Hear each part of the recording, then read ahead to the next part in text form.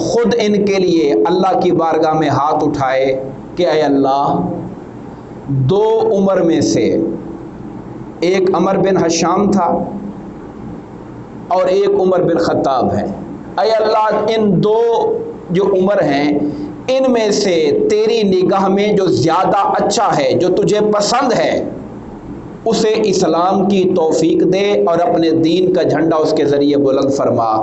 اللہ پاک نے میرے حبیب کی یہ دعا حضرت عمر فاروق کے حق میں قبول فرما لی تھی۔ اس لیے آپ کے القاب میں سے ایک لقب ہے مراد رسول صلی اللہ علیہ وسلم۔ دوستان گرامی قدر، دوسری چیز جو ہمیں نظر آتی ہے عمر فاروق رضی اللہ تعالیٰ عنہ کی زندگی میں، ویسے تو آقا کا ہر صحابی اپنے درجے میں اولیاء، کتبوں، غوثوں سے اوپر ہے،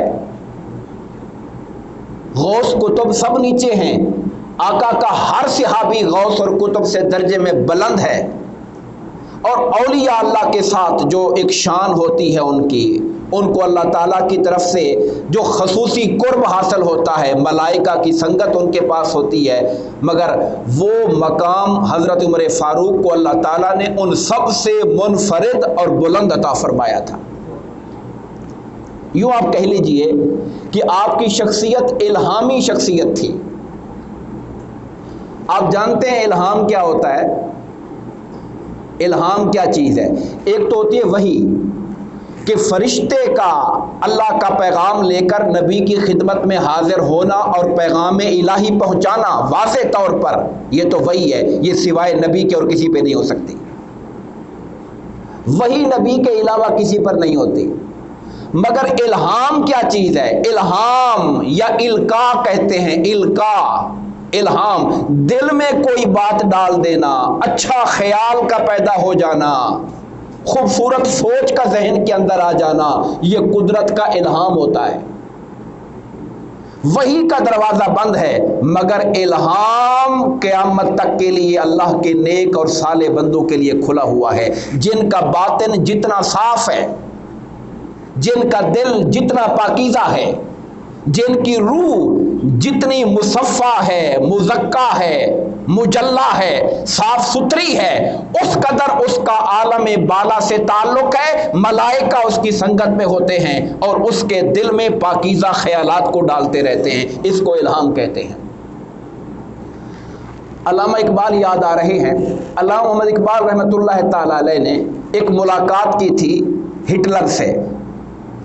اس ملاقات میں باتیں کرتے کرتے ہٹلر نے پوچھا، کیا اقبال تمہارے نبی یہ کہتے ہیں کہ اللہ تعالیٰ کی وحی مجھ پر اترتی تھی، فرشتہ پیغام لے کر آتا تھا اللہ کی طرف سے، اقبال تم جیسا دانشور، مفکر، فلاسفر کیا اس بات کو قبول کرتا ہے؟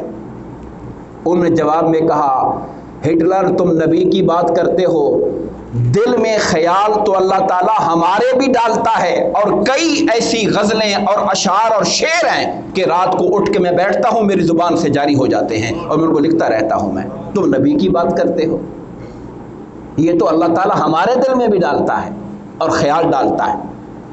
یا میں تھوڑا وضاحت کروں، کوئی اس کو گڑبڑ نہ کر دے وحی کے ساتھ، وحی اور چیز ہے، پیغمبر کی جو وحی ہوتی ہے وہ اللہ تعالیٰ کا واضح ان کو اشارہ اور حکم ہوتا ہے، اس میں کسی قسم کی غلطی کا امکان نہیں ہو سکتا، اس میں کسی قسم کی خطا کا امکان نہیں ہو سکتا۔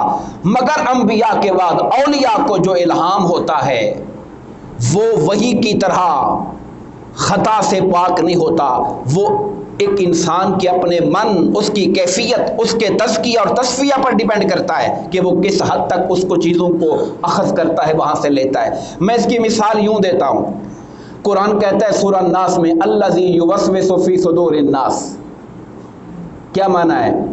کہ میں پناہ مانگتا ہوں اللہ تعالیٰ کی اس شیطان کے شر سے جو لوگوں کے دلوں میں وسوسے ڈالتا ہے۔ میں فرق سمجھانا چاہتا ہوں، وسوسہ کیا ہے، الہام کیا ہے؟ وسوسہ کیا چیز ہوتی ہے؟ کیا شیطان ہم سے آ کے بات کرتا ہے؟ نہیں، بات نہیں کرتا، ہمارے دل میں بدی کا خیال پیدا کرتا ہے، ہمارے دل میں بدی کا شوق پیدا کرتا ہے۔ اللہ تعالیٰ کی فرما برداری کو مشکل بناتا ہے. عشاء کا ٹائم ہو گیا, لیٹ ہو گئے, یار ابھی بڑی تھکاوٹ ہے, نہیں ہو سکتا, خیال ڈالتا ہے کہ اللہ کی نافرمانی کا کام کریں. یہ شیطان کا وسوسہ ہے. اور ملائکہ کیا کرتے ہیں؟ جب بندہ نیک ہو جاتا ہے, روح پاک ہو جاتی ہے, ملائکہ جس طرح شیطان بدی کا خیال ڈالتا ہے, اسی طرح ملائکہ اس کے دل میں نیکی کا خیال ڈالتے ہیں. اس کو الہام کہا جاتا ہے. اب آپ سمجھ گئے کہ جب شیطان کا وسوسہ ثابت ہے تو پھر ملائکہ کا الہام ثابت کیوں نہیں ہو سکتا ہے؟ جب شیطان بدی کی باتیں بتا سکتا ہے تو اللہ کے ملائکہ نیکی کی باتیں کیوں نہیں بتا سکتے انسان کو؟ دوستان گرامی قدر، یہ عمر فاروق رضی اللہ تعالیٰ عنہ ہیں جنہیں اللہ پاک نے اس حوالے سے کمال درجہ دیا تھا. آپ جمعہ پڑھا رہے ہیں، جمعہ کا خطاب کر رہے ہیں، اور مسلمانوں کا ایک لشکر نہاوند کے مقام پر حضرت ساریہ کی سرپرستی میں جنگ کر رہا ہے اور دشمن آپ کو گھیر رہا ہے. اس لشکر کو دوران خطاب حضرت عمر فاروق کہتے یا ساریۃ الجبل، یا ساریۃ الجبل، اے ساریہ پہاڑ کو پیچھے کر اپنے، یعنی پہاڑ کی طرف آ جا، پہاڑ کی طرف آ جا. اب یہ بات آپ مدینہ میں کہہ رہے ہیں اور لشکر وہاں سے کئی سو کلومیٹر دور میدان جنگ میں لڑ رہا ہے. صحابہ کرام نے بعد میں کہا یہ دوران خطاب آپ نے اپنے موضوع سے ہٹ کر کیا جملے کہے، سمجھ نہیں آئی آپ نے. مگر چند دنوں بعد جب حضرت ساریہ کا لشکر فتح یاب ہو کر آیا تو انہوں نے کہا دشمن ہمیں گھیرا ڈالنے والا تھا کہ ہمیں عمر فاروق کی آواز آئی تھی اے ساریہ پہاڑ کی اوٹ ہو جا. ہم پہاڑ کی اوٹ ہو گئے، اللہ نے ہمیں فتح نصیب فرما دی تھی. دریائے نیل کے بارے میں آپ نے سنا ہوگا، مصر کا مشہور دریا ہے. حضرت عمر بن العاص کو وہاں کا گورنر بنایا گیا. لوگوں نے آ کر کہا جی یہ دریا نہیں چلتا جب تک کسی جوان دوشیزہ کو اس کے اندر ڈالا نہ جائے. یہ جوان دوشیزہ کی قربانی مانگتا ہے ہر سال. بڑے حیران ہو مسلمان ان باتوں پہ کیسے یقین کرے. آپ نے خط لکھا عمر فاروق رضی اللہ تعالیٰ عنہ کو اور کہا کہ جناب لوگ مجھے یہ کہہ رہے ہیں، آپ فرمائیے کہ کیا کرنا ہے. عمر فاروق رضی اللہ تعالیٰ عنہ نے جواب میں خط لکھا، کہا یہ رکا جب میرا ملے یہ دریا میں ڈال دینا. جانتے ہیں رکے میں کیا لکھا تھا؟ رکے میں لکھا تھا کہ عمر فاروق کی طرف سے دریائے نیل کے نام، اے دریا اگر تو اللہ کے حکم سے بہتا ہے تو بہتا رہے، اگر خدا کے حکم سے نہیں بہتا ہمیں تیرے پانی کی ضرورت نہیں ہے. بس یہ لکھ کر دریا میں بھیج دیا اور وہ دن اور آج کا دن دریا کے نیل کے پانی میں کبھی کمی نہیں آئی ہے. یہ باتیں کون کرتا ہے کسی کے ساتھ؟ دریا سے کوئی بات کرتا ہے؟ ہواؤں میں کوئی بات کہتا ہے کہ ساریہ پہاڑ کے پیچھے ہو جا؟ یہ وہ خدا کی طرف سے خاص الہام کی ایک ان کے اندر طبیعت مالا اعلیٰ کے ساتھ، عالم بالا کے ساتھ ان کا وہ تعلق تھا کہ آقا نامدار نے فرمایا کہ ہر امت میں کچھ محدث ہوتے ہیں. لفظ ہے محدث. محدث ہوتا ہے بات کرنے والا، محدث کا معنی ہے جس سے بات کی جاتی ہے. ہر امت میں کچھ محدث ہوتے ہیں اور فرمایا میری امت میں جو محدث ہیں ان میں سے ایک عمر فاروق رضی اللہ تعالیٰ عنہ ہے. بات کون کرتا ہے؟ ملائکہ ان سے بات کرتے ہیں اور ان کے قرب میں آتے ہیں. میں اس بات کو چاہتا ہوں کہ کوئی غلط فہمی میں، چونکہ ہمارے ہاں ایک گزرا ہے شخص، آپ نے اس کا نام بھی مجھے لینا پڑ رہا ہے، مرزا غلام احمد قادیانی، جس نے جھوٹی نبوت کا دعویٰ کیا.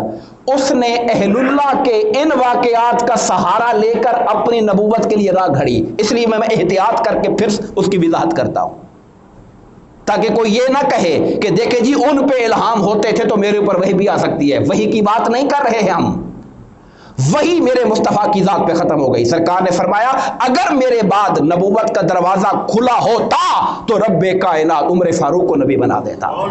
یعنی عمر میں نبی بننے کی صلاحیت ہے مگر خدا کا امر ہے کہ اب نبی کوئی نہیں آئے گا، لہٰذا عمر بھی نبی نہیں ہو سکتا ہے.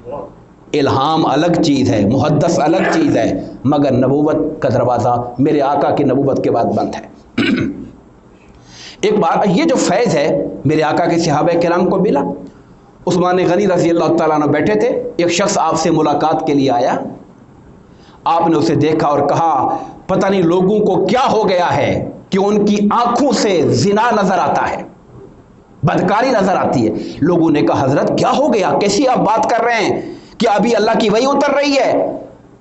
آپ یہ بات کیسی کہہ رہے ہیں؟ کہا نہیں وحی نہیں اتر رہی. کیا مصطفیٰ کا فرمان یاد نہیں ہے کہ لوگوں مومن کی فراست سے بچو، مومن اللہ کے نور کے ساتھ دیکھتا ہے۔